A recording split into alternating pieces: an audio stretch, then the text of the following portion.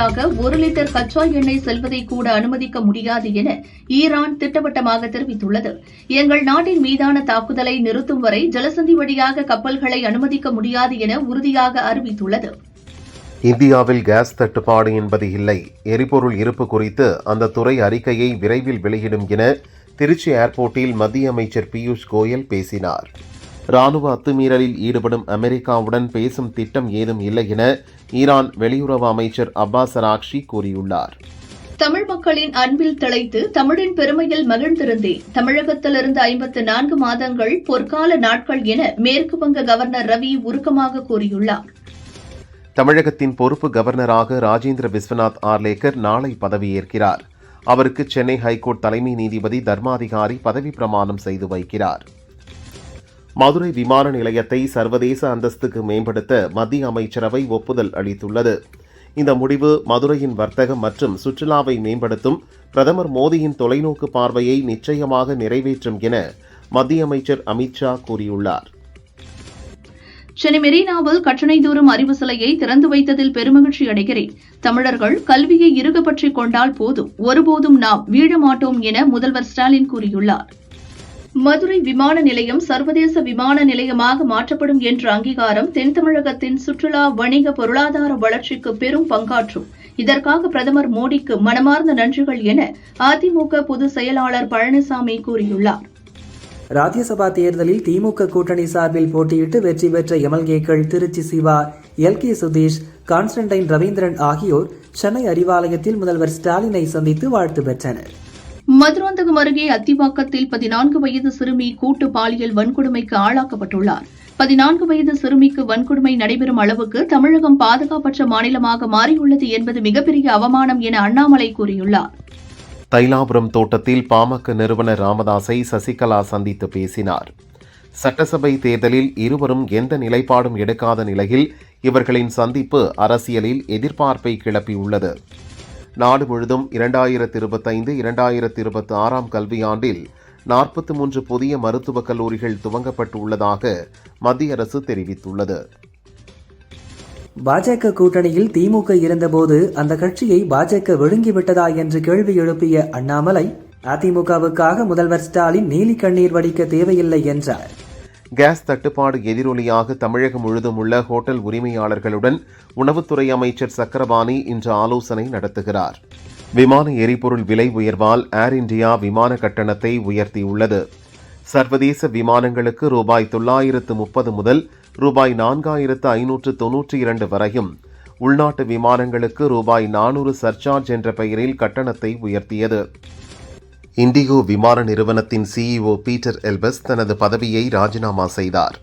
தனிப்பட்ட காரணங்களுக்காக பதவி விலகுவதாக தெரிவித்துள்ளார். எல்லாவற்றையும் விட்டுவிட்டு வந்துவிட்டேன். இனி அரசியலை தவிர எனக்கு வேறு ஒன்றும் இல்லை. அரசியலுக்கு வந்த பிறகு நடப்பதெல்லாம் உங்களுக்கு தெரியும். எதற்கும் துணிந்து வேலை பாருங்கள் என தவேக வேட்பாளர்கள் நேர்காணலில் விஜய் பேசினார். கிராமப்புற வீட்டு குடிநீர் வழங்கும் ஜல்ஜீவன் திட்டத்தை வரும் 2028 ஆண்டு வரை நீட்டிக்க மத்திய அமைச்சரவை ஒப்புதல் அளித்தது. இத்திட்டத்திற்கான மொத்த நிதியை ரூபாய் 8.7 லட்சம் கோடியாக அதிகரிக்கவும் ஒப்புதல் வழங்கியது. ஈரானின் கடற்படை முழுவதுமாக அழிக்கப்பட்டது. ஈரான் மீதான தாக்குதல் மிக துல்லியமாக நடந்து வருகிறது. ஈரான் அணு ஆயுதம் வைத்திருப்பதை அமெரிக்க அதிபர் டிரம்ப் ஏற்க மாட்டார் என அமெரிக்க பாதுகாப்பு செயலாளர் பீட் ஹெக்ஸட் தெரிவித்துள்ளார். இலவசத்தை அறிவிப்பது கேடுகட்ட ஆட்சி முறை. ஆள் மாற்றம்தான் நடக்கிறது, ஆனால் ஆட்சி முறை மாறவில்லை என நாத்தக தலைமை ஒருங்கிணைப்பாளர் சீமான் விமர்சித்துள்ளார். தமிழகத்தின் பொறுப்பு கவர்னராக ராஜேந்திர விஸ்வநாத் ஆர்லேகர் மார்ச் 12ஆம் தேதி பதவியேற்கிறார். அவருக்கு சென்னை ஹைகோர்ட் தலைமை நீதிபதி தர்மாதிகாரி பதவி பிரமாணம் செய்து வைக்கிறார். ஒரே நாடு ஒரே தேர்தல் குணமாகாத நோய்க்கு கொடுக்கப்படும் நல் மருந்து. இதன் மூலம் மாநிலங்கள் வளர்ச்சியடையும், அதன் வாயிலாக ஒட்டுமொத்த இந்தியாவும் வளர்ச்சியடையும் என பாரதிய ஜனதா எம்எல்ஏ வானதி கூறியுள்ளார். நடிகர் விஜயின் ஜனநாயகன் திரைப்படம் ரிலீஸ் ஆக தாமதம் ஏற்படுவதால் தயாரிப்பாளரிடம் பணத்தை திரும்ப தர கோரி விநியோகஸ்தர்கள் வலியுறுத்துவதாக தகவல் வெளியாகியுள்ளது. தாவேக நேர்காணலில் ஒவ்வொரு மாவட்ட செயலாளர்கள் மற்றும் வேட்பாளர்களிடம் தனித்தனியாக பேசிய விஜய், பெரம்பூர் தொகுதிக்கு நானே வருவேன் என்று கூறியுள்ளார். ஏற்கனவே பெரம்பூரில் விஜய் போட்டியிடுவதற்கு தீர்மானம் நிறைவேற்றப்பட்டுள்ள நிலையில் விஜயும் அங்கு போட்டியிடுவதாக சூசகமாக பேசியுள்ளார். சட்டசபை தேர்தலில் 100% பொதுமக்கள் பதற்றமின்றி வாக்களிக்க வேண்டும் என்பதை வலியுறுத்தும் விதமாக திருப்பூரில் காவல்துறையினர் கொடி அணிவகுப்பில் ஈடுபட்டனர். துப்பாக்கி ஏந்திய துணை ராணுவ படையினரும் தமிழக சிறப்பு காவல்படை காவலர்களும் கலந்து கொண்டு மக்களுக்கு விழிப்புணர்வை ஏற்படுத்தினர். பிரிட்டிஷ் ஏர்வேஸ் நிறுவனம் இந்த ஆண்டு இறுதி வரை அபுதாபிக்கு செல்லும் மற்றும் அங்கிருந்து புறப்படும் அனைத்து விமானங்களையும் ரத்து செய்வதாக அதிகாரப்பூர்வமாக அறிவித்துள்ளது. கடுமையான சிலிண்டர் தட்டுப்பாடு ஏற்படும் போது மாற்று ஏற்பாடாக அனைத்து அரசு மருத்துவமனைகளிலும் இண்டக்ஷன் ஸ்டவ் மற்றும் விறகு அடுப்புகளை தயார் நிலையில் வைத்துக் கொள்ளவும், நோயாளிகளுக்கு பழம், ரொட்டி போன்ற உணவுகளை தயார் நிலையில் வைக்கவும் உத்தரவிடப்பட்டுள்ளது என அமைச்சர் மா. சுப்பிரமணியன் கூறினார். இன்னும் 2 நாட்களில் தொகுதி பங்கீடு குறித்து திமுகவுடன் பேச்சுவார்த்தை தொடங்கும் என தேமுதிக எம்பி சுதீஷ் தெரிவித்துள்ளார். விஜயகாந்தின் நீண்ட நாள் கனவு நிறைவேறியுள்ளது, தேமுதிகவின் வெற்றி பயணம் தொடரும் என்றார். தமிழகம் குறித்து கவர்னர் ரவி உருக்கம் தெரிவித்த நிலையில், தமிழ்நாட்டை தமிழகம் என்று மாற்ற வேண்டும் என்று சொல்லிய கவர்னர் RN ரவியை மக்கள் எப்படி மறப்பார்கள் என திமுக செய்தி தொடர்பாளர் TKS இளங்கோவன் கூறியுள்ளார். தமிழகத்தில் 10ஆம் வகுப்பு பொதுத் தேர்வு இன்று துவங்குகிறது. முதல் நாளில் தமிழ் உட்பட மொழி பாடங்களுக்கான தேர்வுகள் நடக்க உள்ளன. மாநிலம் முழுதும் 4219 மையங்களில் 9,09,002 பேர் தேர்வு எழுத உள்ளனர். ராஜ்யசபா MP பதவிக்கு கிறிஸ்டோபர் திலக்கை தேர்வு செய்தது போல சட்டசபை தேர்தலிலும் வேட்பாளர்களை தேர்வு செய்ய ராகுல் திட்டமிட்டுள்ளதால் தமிழக காங்கிரஸ் நிர்வாகிகள் கலக்கமடைந்துள்ளதாக தகவல் வெளியாகியுள்ளது. பூத் கமிட்டி அமைக்கும் பணிகளை கூட முடிக்காமல் மாவட்ட செயலர்கள் முடங்கி கிடப்பது அதிமுக பொதுச் செயலர் பழனிசாமிக்கு கடும் அதிருப்தியை ஏற்படுத்தியுள்ளது. ஈரான், அமெரிக்கா, இஸ்ரேல் போர் காரணமாக ஏற்பட்ட எரிவாயு தட்டுப்பாடு காரணமாக வர்த்தக சிலிண்டர் விநியோகத்தை இந்தியன் ஆயில் நிறுவனம் நிறுத்தியது. தொழில் மற்றும் வணிக எரிவாயு விநியோகம் தற்காலிகமாக நிறுத்தப்படுவதாக இந்தியன் ஆயில் நிறுவனம் தெரிவித்துள்ளது. சிலிண்டர் தட்டுப்பாட்டை சமாளிக்கும் வகையில் எஸ்மா சட்டத்தை மத்திய அரசு அமல்படுத்தியது. வீட்டு உபயோக எரிவாயு விநியோகத்துக்கும் வாகனங்களுக்கும் பயன்படுத்தக்கூடிய எரிவாயு விநியோகத்துக்கும் முன்னுரிமை அளிக்க உத்தரவிட்டது. பெட்ரோல், டீசல், சிலிண்டர் உள்ளிட்டவை தடையின்றி கிடைப்பதை உறுதி செய்ய இந்த சட்டத்தை அமல்படுத்தியுள்ளது. வீட்டு பயன்பாட்டிற்கான சிலிண்டர்கள் விநியோகத்தில் எந்த சிக்கலும் இல்லை. சிலிண்டர் பதிவு செய்வதற்கான நாட்கள் மட்டுமே உயர்த்தப்பட்டுள்ளது. ஆனால் வணிக சிலிண்டர்களை விநியோகிப்பதில் மட்டுமே தட்டுப்பாடு என மத்திய பொதுத்துறை நிறுவனம் தெரிவித்துள்ளது. வணிக சிலிண்டர் தட்டுப்பாடு எதிரொலியாக தமிழகத்தில் உள்ள IT ஊழியர்கள் தங்கியுள்ள விடுதிகளில் டீ, காபி கிடையாது. மேலும் இரவு நேர உணவு பட்டியலில் சாம்பார், குருமா இல்லை. அதற்கு பதிலாக சட்னி மட்டுமே வழங்கப்படும் என PG விடுதி சங்கங்கள் அறிவித்துள்ளன. சிலிண்டர்கள் கையிருப்பு 2 நாட்களுக்கு மட்டுமே உள்ளதால் ஹோட்டல்களில் சாம்பார் சாதம், தயிர் சாதம், தக்காளி சாதம் மட்டுமே வழங்க முடியும் என உரிமையாளர்கள் தெரிவித்துள்ளனர். தோசை, ஆம்லெட் மற்றும் சைட் டிஷ்கள் கிடையாது என தெரிவித்துள்ளனர். சென்னை உட்பட பல்வேறு இடங்களில் வீட்டு உபயோக எரிவாயு சிலிண்டர் முன்பதிவு செய்வதில் சிக்கல் ஏற்பட்டுள்ளது. முன்பதிவு மொபைல் எண்கள் நாட் அவைலபிள், ஸ்விட்ச்ட் ஆஃப் என மாறி மாறி வருவதால் மக்கள் அதிருப்தி அடைந்துள்ளனர். கல்வி நிலையங்கள், மருத்துவமனைகளுக்கு முன்னுரிமை அடிப்படையில் LPG சிலிண்டர் விநியோகம் செய்யப்படும். பிற அத்தியாவசிய தேவைக்கும் முன்னுரிமை அளிக்கப்படும் என பாரத் பெட்ரோலியம் அறிவித்துள்ளது. தமிழகத்தில் 3 வாரங்களுக்கு தேவையான வீட்டு உபயோக சிலிண்டர்கள் கையிருப்பில் உள்ளதாக உணவுத்துறை அதிகாரிகள் கூறியுள்ளனர். தடையின்றி எரிவாயு சிலிண்டர்களை விநியோகம் செய்ய அரசு நடவடிக்கை மேற்கொள்ள உள்ளதாகவும் தெரிவித்தனர். சமையல் சிலிண்டர் விநியோகத்தை ஒழுங்குபடுத்த அத்தியாவசிய பொருட்கள் சட்டம் நடைமுறைப்படுத்தப்பட்டுள்ளது. இச்சட்டத்தின் மூலம் கள்ளச்சந்தையில் சிலிண்டர் விற்பவர்கள் மற்றும் பதுக்குபவர்கள் மீது கடும் நடவடிக்கைகள் எடுக்கப்படும் என மத்திய அரசு எச்சரித்துள்ளது. தமிழகத்தில் சிலிண்டர்கள் கையிருப்பு மற்றும் தேவை எவ்வளவு என்பது குறித்து உடனடியாக தெரிவிக்க வேண்டும் என எண்ணெய் நிறுவனங்களுக்கு அரசு உத்தரவிட்டுள்ளது. ஈரான் போரால் ஏற்பட்டுள்ள எரிவாயு தட்டுப்பாட்டினால் பொதுமக்களும் வணிக நிறுவனங்களும் தமிழகத்தில் குறு, சிறு மற்றும் நடுத்தர தொழிற்சாலைகளும் எந்த விதத்திலும் பாதிக்கப்படாமல் இருப்பதை மத்திய அரசு உறுதி செய்ய வேண்டும் என பிரதமர் மோடிக்கு முதல்வர் ஸ்டாலின் கடிதம் எழுதியுள்ளார். தமிழக உணவகங்களில் இதுவரை சிலிண்டர் தட்டுப்பாடு காரணமாக உணவுகள் தடைபடவில்லை. ஆனால் இந்த நிலை தொடர்ந்தால் நிச்சயம் பாதிப்பு ஏற்படும் என சென்னை ஹோட்டல் உரிமையாளர்கள் சங்க செயலாளர் ராஜ்குமார் தெரிவித்துள்ளார். சிலிண்டர் தட்டுப்பாடு எதிரொலியாக புதுச்சேரியில் ஹோட்டல்களுக்கு வணிக சிலிண்டர் விநியோகம் நிறுத்தப்பட்டுள்ளதாக அறிவிக்கப்பட்டுள்ளது. இதனால் ஹோட்டல்கள் மூடப்படும் அபாயம் ஏற்பட்டுள்ளது. ஹார்மூஸ் ஜலசந்தி வழியாக 1 லிட்டர் கச்சா எண்ணெய் செல்வதை கூட அனுமதிக்க முடியாது என ஈரான் திட்டவட்டமாக தெரிவித்துள்ளது. எங்கள் நாட்டின் மீதான தாக்குதலை நிறுத்தும் வரை ஜலசந்தி வழியாக கப்பல்களை அனுமதிக்க முடியாது என உறுதியாக அறிவித்துள்ளது. இந்திய சுத்திகரிப்பு நிலையங்கள் முழு அளவில் செயல்படுகின்றன. கடந்த சில நாட்களில் கேஸ் உற்பத்தி 10% அதிகரித்துள்ளதாக மத்திய அரசு தெரிவித்துள்ளது. டெல்லி பார்லிமெண்டில் உள்ள அலுவலகத்தில் எரிபொருள் தட்டுப்பாடு குறித்து பிரதமர் மோடியுடன் மத்திய பெட்ரோலியம் மற்றும் இயற்கை எரிவாயுத்துறை அமைச்சர் ஹர்ஷீத் சிங் பூரி ஆலோசனை நடத்தி வருகிறார். கேஸ் தட்டுப்பாடு எதிரொலியாக தமிழகம் முழுவதும் உள்ள ஹோட்டல்கள் உரிமையாளர்களுடன் உணவுத்துறை அமைச்சர் சக்கரபாணி தலைமையில் நாளை ஆலோசனை நடைபெறுகிறது. கோவையில் வணிக சிலிண்டர் முன்பதிவு 2 மடங்கு அதிகரித்துள்ளதாக விநியோகஸ்தர்கள் தெரிவித்துள்ளனர். வணிக சிலிண்டர் டெலிவரி தாமதமாவதால் சில ஹோட்டல்களில் உணவுப் பொருட்களின் எண்ணிக்கை குறைக்கப்பட்டுள்ளதாக கூறப்படுகிறது. அம்மா உணவகங்களில் சிலிண்டர்கள் கையிருப்பில் உள்ளன. அவை வழக்கம் போல் செயல்படும் என சென்னை மாநகராட்சி தெரிவித்துள்ளது. தமிழகத்தில் ஏழை எளிய மக்கள் பாதிக்கப்படாமல் இருக்க அம்மா உணவகங்களை முழுவீச்சில் இயக்க வைத்து எவ்வித தடையுமின்றி தொடர்ந்து உணவு வழங்கப்படுவதை திமுக அரசு உறுதி செய்ய வேண்டும் என அதிமுக பொதுச் செயலாளர் பழனிசாமி வலியுறுத்தியுள்ளார். நாட்டில் எரிவாயு தட்டுப்பாடு என்பது மிகப்பெரிய பொய். நான் ஒரு எரிவாயு டீலர் என்பதால் இதனை உறுதிபட கூறுகிறேன். அதே நேரம் ஹோட்டலில் உணவு குறைப்பதற்கும் சிலிண்டர் தட்டுப்பாட்டுக்கும் எந்த சம்பந்தமும் இல்லை என பாஜக மாநில தலைவர் நயினார் நாகேந்திரன் கூறியுள்ளார். கேஸ் சிலிண்டர் தட்டுப்பாடு குறித்து மக்கள் யாரும் அச்சப்பட தேவையில்லை. மிக விரைவில் இயல்பு நிலைக்கு வரும் என தமிழக பாஜக முன்னாள் தலைவர் அண்ணாமலை தெரிவித்தார். சிலிண்டர் தட்டுப்பாடு குறித்த செய்திகள் அச்சத்தை ஏற்படுத்தியுள்ளது. குழப்பமான சூழலை சீர் செய்ய மத்திய மாநில அரசுகள் போர்க்கால அடிப்படையில் நடவடிக்கை எடுத்து எந்தவித தடையும் இன்றி மக்களுக்கு சிலிண்டர் கிடைப்பதை உறுதி செய்ய வேண்டும் என தவிக தலைவர் விஜய் வலியுறுத்தியுள்ளார்.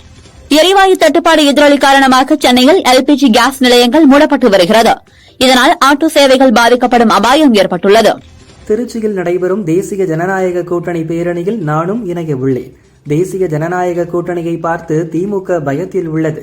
திமுகவின் தவறான நிர்வாகத்தையும் நிறைவேற்றப்படாத வாக்குறுதிகளையும் தமிழக மக்கள் நன்கு அறிந்திருக்கிறார்கள் என பிரதமர் மோடி கூறியுள்ளார். சென்னை நீலாங்கரையில் நடைபெற்ற நேர்காணல் மூலம் வரும் சட்டமன்ற தேர்தலில் தவிக சார்பில் போட்டியிட முதற்கட்டமாக 60 பேரை அக்கட்சியின் தலைவர் விஜய் தேர்ந்தெடுத்துள்ளதாக தகவல் வெளியாகியுள்ளது. மதுரை விமான நிலையத்தை சர்வதேச தரத்திற்கு தரம் உயர்த்துவதற்கும் ஓடுபாதையை விரிவாக்கம் செய்வதற்கும் மத்திய அமைச்சரவை ஒப்புதல் அளித்துள்ளது. 15 ஆண்டுகால நிலுவைக்கு பிறகு கோர்ட் உத்தரவுப்படி நிலம் கையகப்படுத்தும் பணி முடிந்து விரிவாக்க பணிகள் தீவிரமடைந்துள்ளன. கரூர் சம்பவம் தொடர்பாக மார்ச் 15ஆம் தேதி டெல்லியில் உள்ள அலுவலகத்தில் ஆஜராகுமாறு தவிக தலைவர் விஜய்க்கு சிபிஐ சம்மன் அனுப்பியுள்ளது. தமிழகத்தில் வணிக சிலிண்டர் தட்டுப்பாடு ஏற்பட்டுள்ள நிலையில் சென்னை தலைமையகத்தில் வணிகர்கள் மற்றும் உயர் அதிகாரிகளுடன் முதல்வர் ஸ்டாலின் அவசர ஆலோசனை நடத்தி வருகிறார்.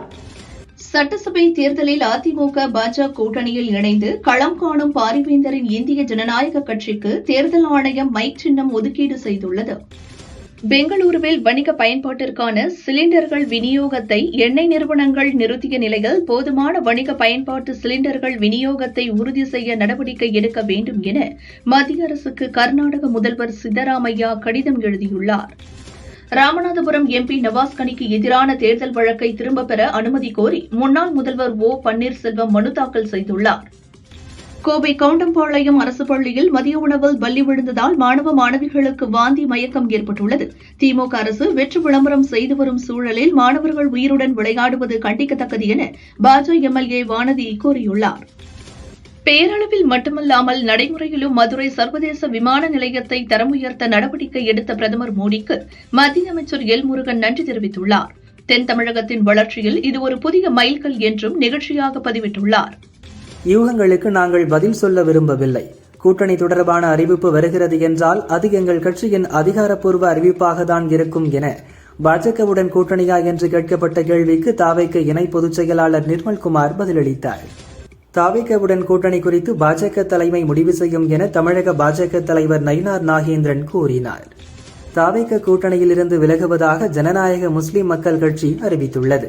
தவிகவின் செயல்பாடுகள் சரியில்லை என்றும் வரும் தேர்தலில் திமுக கூட்டணியை ஆதரிப்பதாகவும் தேர்தலில் போட்டியிட வாய்ப்பு கேட்டுள்ளதாகவும் அக்கட்சியின் தலைவர் தமீம் தெரிவித்துள்ளார். மதுரை விமான நிலையத்தை சர்வதேச விமான நிலையமாக மேம்படுத்த மத்திய அரசு ஒப்புதல் அளித்துள்ளது. இது தென் மாவட்ட மக்களுக்கு உதவிகரமாக இருக்கும். இதற்காக பிரதமர் மோடிக்கு நன்றி என பாஜக மூத்த தலைவர் தமிழிசை தெரிவித்துள்ளார். தவிக ஒரு மாற்றுக் கட்சி அல்ல, அது ஒரு விளம்பர கட்சி. அக்கட்சி தலைவர் விஜய் அமித்ஷாவின் ஸ்லீப்பர் செல் என அமைச்சர் ரகுபதி கூறினார். ராகுலுக்கு எந்த தொலைநோக்கு பார்வையும் இல்லை. அவர் நகர்ப்புற நக்சல் போல் நடந்து கொள்கிறார். இப்படி ஒரு எதிர்க்கட்சித் தலைவரை நான் பார்த்ததில்லை என மத்திய அமைச்சர் கிரிராஜ் சிங் குற்றம் சாட்டியுள்ளார். அதிமுக பொதுச் செயலாளர் பழனிசாமி தலைமையிலான என்டிஏ கூட்டணி பற்றி முதல்வர் ஸ்டாலின் எவ்வளவு அவதூறு பிரச்சாரம் செய்தாலும் மக்கள் நம்ப மாட்டார்கள் என முன்னாள் அமைச்சர் உதயகுமார் கூறினார். சிலிண்டர் தட்டுப்பாடு பிரச்சினையை போக்க மத்திய அரசு விரைந்து நடவடிக்கை எடுக்க வேண்டும். மக்களின் வாழ்வாதாரம் பாதிக்கப்படாமல் இருக்க வேண்டும். தமிழகம் உள்ளிட்ட மாநிலங்களில் சிலிண்டர்கள் தட்டுப்பாட்டால் மக்கள் மத்தியில் கவலை ஏற்பட்டுள்ளது என திமுக எம்பி கனிமொழி தெரிவித்துள்ளார். விஜயுடன் பாரதிய ஜனதா பேச்சுவார்த்தையா என்று எழுப்பப்பட்ட கேள்விக்கு டீயும் காபியும் எப்போதும் கலக்காது. தேசிய ஜனநாயக கூட்டணி வலிமையாக உள்ளது. வரும் தேர்தலை சந்திக்க தயாராக இருக்கிறோம் என அண்ணாமலை பதில் கூறினார். கோவை மாவட்டத்தில் உள்ள அனைத்து நியாய விலைக் கடைகளிலும் பிரதமர் மோடியின் உருவப்படத்தை வைக்க கோரி உண்ணாவிரத போராட்டத்தில் ஈடுபட முயன்ற கோவை மாநகர் பாரதிய ஜனதா கட்சி மத்திய அரசு நலத்திட்ட பிரிவு நிர்வாகிகளை திமுக அரசு வலுக்கட்டாயமாக கைது செய்திருப்பது கடும் கண்டனத்திற்குரியது என நயினார் நாகேந்திரன் கூறியுள்ளார். சிலிண்டர் விலை உயர்வு குறித்து எடப்பாடி பழனிசாமி ஏன் மௌனமாக உள்ளார்? அவருக்கு யார் வாய்ப்பூட்டு போட்டது என செல்வ பெருந்தகை கேட்டுள்ளார். அரசு மருத்துவமனைகளில் இனி நிரந்தர நியமனங்கள் இல்லை, ஒப்பந்த நியமனங்கள் மட்டுமே. இதுதான் சமூக நீதி காக்கும் லட்சணமா? இதைத்தான் திமுக விரும்புகிறதா என்பது குறித்து முதல்வர் ஸ்டாலின் விளக்கம் அளிக்க வேண்டும் என அன்புமணி தெரிவித்துள்ளார். திமுக மார்க்சிஸ்ட் கட்சி இடையே நடைபெற்ற 2ஆம் கட்ட பேச்சுவார்த்தை நிறைவு பெற்றது. கடந்த ஆண்டு போட்டியிட்டதை விட கூடுதல் தொகுதி ஒதுக்குமாறு கேட்டுள்ளோம். கட்சி தலைமையிடம் பேசிவிட்டு தெரிவிப்பதாக திமுக தொகுதி பங்கீட்டு குழு தெரிவித்துள்ளதாக மார்க்சிஸ்ட் கட்சியின் மாநில செயலாளர் பே. சண்முகம் கூறியுள்ளார்.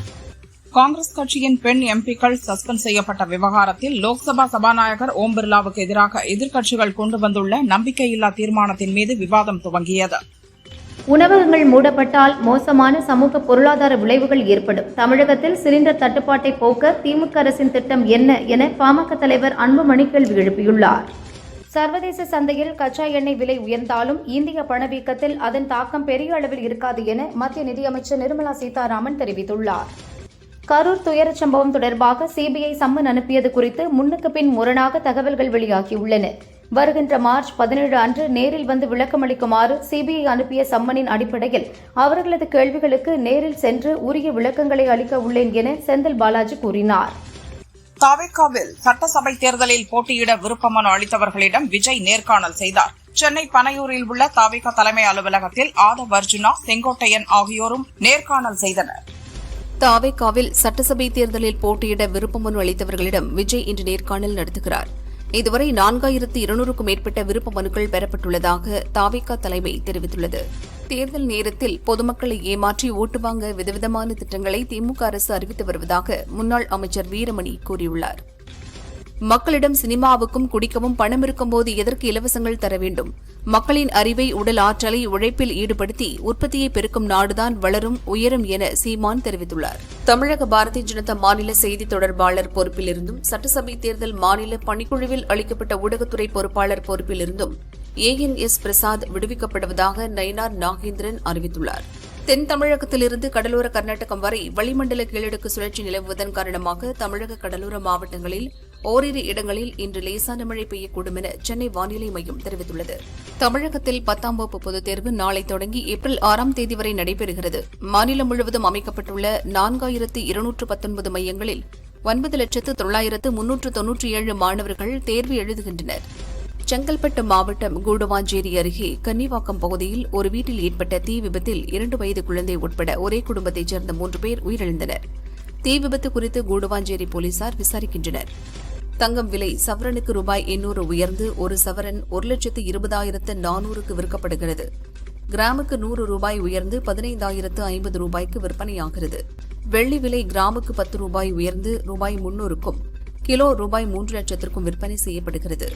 தமிழக சட்டசபை தேர்தலை முன்னிட்டு சென்னையில் ரவுடிகள் பட்டியல் எடுக்கப்பட்டு கண்காணிப்பு வளையத்தில் உள்ளதாக காவல்துறை தெரிவித்துள்ளது. சென்னையில் 1027 வாக்குச்சாவடிகள் பதற்றமானவை என கண்டறியப்பட்டுள்ளதாகவும் போலீசார் கூறியுள்ளனர். வணிக ரீதியான LPG சிலிண்டர் விநியோகத்தில் ஏற்பட்ட தடங்கல் காரணமாக மும்பையில் சுமார் 20% ஹோட்டல்கள் இதுவரை மூடப்பட்டுள்ளன. இந்த நிலைமை சரியாகவில்லை என்றால் அடுத்த 2 நாட்களுக்குள் நகரத்தில் 50% ஹோட்டல்கள் மூடப்படும் என்று ஹோட்டல் சங்கங்கள் எச்சரித்துள்ளன. T20 உலகக்கோப்பையை இந்திய அணி வென்றதை கொண்டாடும் வகையில் சென்னையை சேர்ந்த அரவிந்த் தருண் ஸ்ரீ தலைமையிலான டைவ் ஃபோர்ஸ் குழுவினர் 11 பேர் நீலாங்கரை கடற்கரையில் இருந்து 5 கிலோமீட்டர் ஆழ்கடல் பகுதியில் 50 அடி ஆழத்தில் கிரிக்கெட் விளையாடி அசத்தினர். மெரினா கடற்கரையில் 1,43,00,000 ரூபாய் மதிப்பீட்டில் கற்றணை தூரும் அறிவு என்ற பெயரில் அமைக்கப்பட்டுள்ள சிலையை முதல்வர் ஸ்டாலின் திறந்து வைத்தார். கற்றணை தூரும் அறிவு சாதனை சரித்திரம் நூலையும் வெளியிட்டார். தமிழகத்தில் மார்ச் 12, 13 ஆகிய தேதிகளில் அதிகபட்ச வெப்பநிலை இயல்பை விட 2 டிகிரி செல்சியஸ் அதிகரிக்கும் எனவும் சென்னையில் அதிகபட்ச வெப்பநிலை 33 முதல் 34 டிகிரி செல்சியஸை தொடும் எனவும் வானிலை மையம் தெரிவித்துள்ளது. கேஸ் சிலிண்டர் தட்டுப்பாட்டால் தமிழகத்தில் நெல்லை, கோவை, சேலம் உட்பட பல்வேறு மாவட்டங்களில் வணிக சிலிண்டர்கள் விநியோகம் நிறுத்தம் செய்யப்பட்டுள்ளது. சிலிண்டர் விநியோகம் பாதிக்கப்பட்டால் ஒரு வாரத்தில் அனைத்து ஹோட்டல்களும் மூடக்கூடிய சூழல் வந்துவிடும் என தமிழக ஹோட்டல் உரிமையாளர் வெங்கட சுப்பு தெரிவித்துள்ளார். இந்த விவகாரத்தில் மத்திய மாநில அரசுகள் போர்க்கால அடிப்படையில் நடவடிக்கை எடுக்க வேண்டும் எனவும் வலியுறுத்தினார். மத்திய கிழக்கு பகுதியில் நிலவும் போர் பதற்றம் காரணமாக நிறுத்தப்பட்ட துபாய் மதுரை இடையிலான ஸ்பைஸ் ஜெட் விமான சேவை 8 நாட்களுக்கு பிறகு நாளை முதல் மீண்டும் தொடங்கப்படுவதாக அறிவிக்கப்பட்டுள்ளது.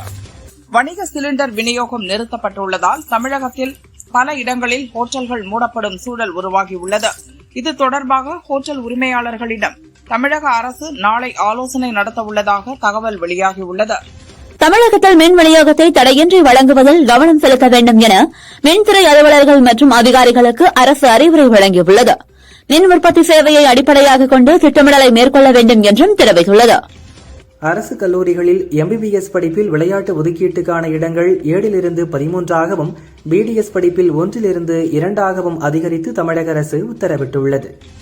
தருமபுரி மாவட்டம் பாப்பாரப்பட்டியில் 22 கிராம பஞ்சாயத்துகளுக்குட்பட்ட புதிய சார்பதிவாளர் அலுவலகத்தை முதல்வர் ஸ்டாலின் காணொலி காட்சி வாயிலாக திறந்து வைத்தார். கோவை கவுண்டம்பாளையம் பகுதியில் உள்ள மாநகராட்சி நடுநிலைப் பள்ளியின் மதிய உணவில் பள்ளி கிடந்ததால் பரபரப்பு ஏற்பட்டது. மதிய உணவை சாப்பிட்ட 34 மாணவர்களுக்கு வாந்தி மற்றும் மயக்கம் ஏற்பட்டதால் சிகிச்சைக்காக அரசு மருத்துவமனைகளில் அனுமதிக்கப்பட்டுள்ளனர். சிலிண்டர் தட்டுப்பாடு எதிரொலியாக தமிழகத்தில் விறகடுப்பு மற்றும் எலக்ட்ரானிக் அடுப்புகளை வாங்க மக்கள் ஆர்வம் காட்டி வருகிறார்கள். வணிக கேஸ் தட்டுப்பாட்டால் சென்னையில் விறகிற்கு கடும் கிராக்கி ஏற்பட்டுள்ளது. ஒரு டன் விறகு ரூபாய் 12,500க்கு விற்று வந்த நிலையில் தற்போது ரூபாய் 14,500க்கு விற்கப்படுகிறது. சிவகங்கை மாவட்டம் திடக்கோட்டையைச் சேர்ந்த ராஜா என்பவரிடம் வாரிசு சான்று வழங்குவதற்கு 5,000 ரூபாய் லஞ்சம் வாங்கிய VAO சுதாகரை லஞ்ச ஒழிப்பு போலீசார் கையும் களவுமாக பிடித்து கைது செய்தனர். LPG உற்பத்தியை அதிகரிக்க வேண்டுமென எண்ணெய் சுத்திகரிப்பு நிலையங்களுக்கு மத்திய அரசு உத்தரவிட்டுள்ளது. உள்நாட்டு பயன்பாட்டிற்கு முன்னுரிமை அளிக்க வேண்டும் எனவும் அறிவுறுத்தியுள்ளது. மத்திய பிரதேசத்தின் குனோ தேசிய பூங்காவில் ஜுவாலா என்ற சிவிங்கி புலி 5 குட்டிகளை ஈன்றுள்ளது. இதனால் இந்தியாவில் சிவிங்கி புலிகள் எண்ணிக்கை 53ஆக உயர்ந்துள்ளது. ஒரு LPG சிலிண்டர் வாங்கிய பின் மற்றொரு சிலிண்டர் வாங்குவதற்கான கால இடைவெளியை 21 நாட்களிலிருந்து 25 நாட்களாக மத்திய அரசு உயர்த்தியுள்ளது. போர் பதற்றத்தால் மத்திய கிழக்கு நாடுகளுக்கு இயக்கப்படும் ஏர் இண்டியா எக்ஸ்பிரஸ் விமான சேவை இன்று வரை ரத்து செய்யப்பட்டுள்ள நிலையில் வரும் 13ஆம் தேதி வரை மேலும் நீட்டிக்கப்பட்டுள்ளதாக ஏர் இண்டியா நிறுவனம் அறிவித்துள்ளது. ஹரியானா மாநிலத்தின் குருகிராமில் கட்டுமான பணிகள் நடைபெற்று வரும் இடத்தில் சுவர் இடிந்து விழுந்து 7 பேர் உடல் நசுங்கி பலியான சோக சம்பவம் நடந்துள்ளது. மேலும் இடிபாடுகளில் சிக்கி 4 பேர் காயமடைந்துள்ளனர். இஸ்ரேல் ஈரான் போர் தொடர்பாக மாநில தலைமை செயலாளர்களுடன் மத்திய அரசு ஆலோசனை நடத்தியது. இந்தியர்களின் பாதுகாப்பு, தூதரகங்கள் மேற்கொண்டு வரும் நடவடிக்கைகள், மாநிலங்களுடனான ஒருங்கிணைப்பு குறித்து ஆலோசனை நடத்தப்பட்டதாக கூறப்படுகிறது. கேஸ் சிலிண்டர் தட்டுப்பாட்டினால் தேர்தல் கமிஷனருக்கு எதிராக லோக்சபாவில் எதிர்க்கட்சி எம்பிக்கள் அமளியில் ஈடுபட்டனர். பிரதமர் மோடி பதவி விலக வலியுறுத்தி கோஷங்களை எழுப்பினர். இதையடுத்து லோக்சபா ஒத்திவைக்கப்பட்டது.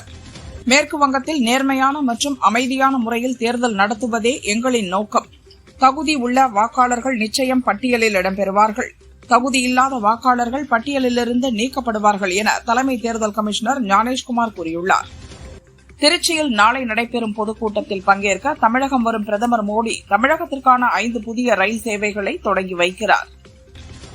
அசாமைச் சேர்ந்த காங்கிரஸ் கட்சியின் மூத்த தலைவரும் முன்னாள் மத்திய இணை அமைச்சருமான பீரன் சிங் எங்டி உடல் நலக்குறைவால் காலமானார். அவருக்கு வயது 81. அவரது மறைவுக்கு அசாம் முதல்வர் ஹிமந்த் பிஸ்வா சர்மா உட்பட முக்கிய தலைவர்கள் இரங்கல் தெரிவித்துள்ளனர். அஸ்ஸாமில் அருந்தோய் திட்டத்தின் கீழ் 40 லட்சம் பெண்களின் வங்கிக் கணக்கில் தலா ரூபாய் 9,000 வரவு வைக்கப்பட்டுள்ளது. 4 மாதங்களுக்கான தொகையை வரவு வைக்க அம்மாநில பாஜக அரசு ரூபாய் 3,600 கோடி நிதியை ஒதுக்கீடு செய்துள்ளது. தமிழகத்தில் அரசு உத்தரவுக்கு எதிராக ஆர்டர்லி நடைமுறை பின்பற்றப்படுவதாக புகார் வந்தால் உடனடி நடவடிக்கை எடுக்க வேண்டும் என மாவட்ட கலெக்டர்களுக்கு ஐகோர்ட் உத்தரவிட்டுள்ளது.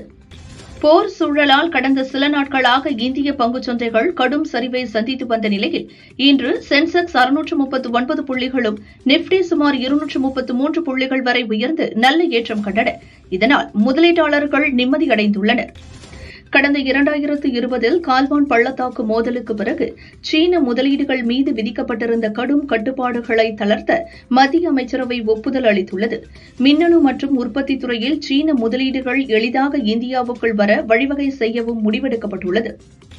லத்தீன் அமெரிக்க நாடுகளை அச்சுறுத்தும் போதைப்பொருள் கடத்தல் கும்பல்களை ஒழிக்க அந்த நாட்டு ராணுவத்தை முழுமையாக பயன்படுத்த வேண்டும் என அமெரிக்க அதிபர் டிரம்ப் வலியுறுத்தியுள்ளார். ஹார்முஸ் நீரிணை வழியாக செல்லும் எண்ணெய் கப்பலை தடுத்து நிறுத்தினால் இதுவரை தாக்கியதைப் போல் 20 மடங்கு கடுமையான தாக்குதல் தொடுப்போம் என ஈரானுக்கு அமெரிக்க அதிபர் டிரம்ப் எச்சரிக்கை விடுத்துள்ளார். அமெரிக்கா ஈரான் இடையேயான போரால் ஏற்பட்டுள்ள கச்சா எண்ணெய் விலை உயர்வை கட்டுப்படுத்துவது தொடர்பாக G7 நாடுகள் இன்று ஆலோசனை நடத்துகிறது. எரிவாயு தட்டுப்பாடு காரணமாக பாகிஸ்தானில் உள்ள பள்ளி கல்லூரிகளுக்கு 2 வாரங்கள் விடுமுறை அளித்தும் வங்கியை தவிர அரசு அலுவலகங்கள் அனைத்தும் வாரத்தில் 4 நாட்கள் மட்டும் 50% ஊழியர்களுடன் இயங்கவும் அந்நாட்டு பிரதமர் ஷபாஸ் ஷெரீப் உத்தரவிட்டுள்ளார். சமீபத்தில் நடந்த ஆசிய கோப்பை கால்பந்து போட்டியில் ஈரானின் தேசிய கீதத்தை பாட மறுத்து சர்ச்சையில் சிக்கிய 5 ஈரான் கால்பந்து வீராங்கனைகளுக்கு ஆஸ்திரேலியாவில் தங்க மனிதாபிமான அடிப்படையில் அந்நாட்டு அரசு விசா வழங்கியுள்ளது.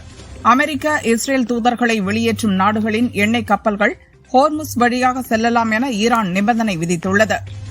ஈரானின் புதிய ஆட்சியாளராக நியமிக்கப்பட்ட மறைந்த அயதுல்லா அலி கமேனியின் மகன் முஸ்தபா கமேனியும் இஸ்ரேல் அமெரிக்க கூட்டுப்படைகள் நடத்திய தாக்குதலில் காயமடைந்ததாக அமெரிக்க ராணுவம் தெரிவித்துள்ளது.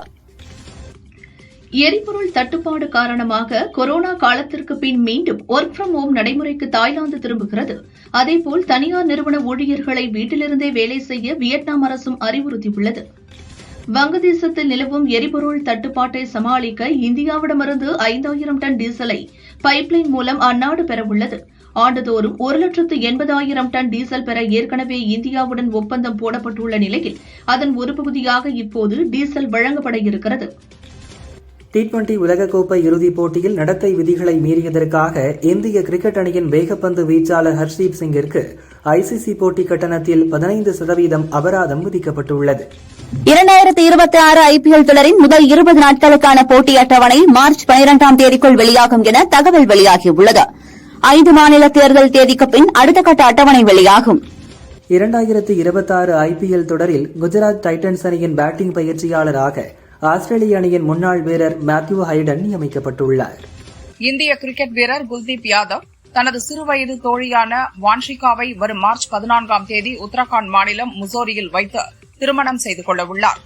மார்ச் 17ஆம் தேதி லக்னோவில் ஒரு பிரம்மாண்டமான வரவேற்பு நிகழ்ச்சிக்கு திட்டமிடப்பட்டுள்ளதாக தகவல் வெளியாகியுள்ளது. T20 போட்டியில் வெற்றி பெற்ற கோப்பையை கைப்பற்றிய இந்திய அணிக்கு 131 கோடி ரூபாய் பரிசுத் தொகையை BCCI அறிவித்துள்ளது. த்ரிஷாவிடமிருந்து அப்படி ஒரு பதிவு வரப்போகிறது என்று தெரிந்திருந்தால் நான் வருத்தம் தெரிவித்திருக்க மாட்டேன். இந்த விஷயத்தில் என்னுடன் நிற்பவர்களுக்கு நன்றி கூறிக்கொள்கிறேன்.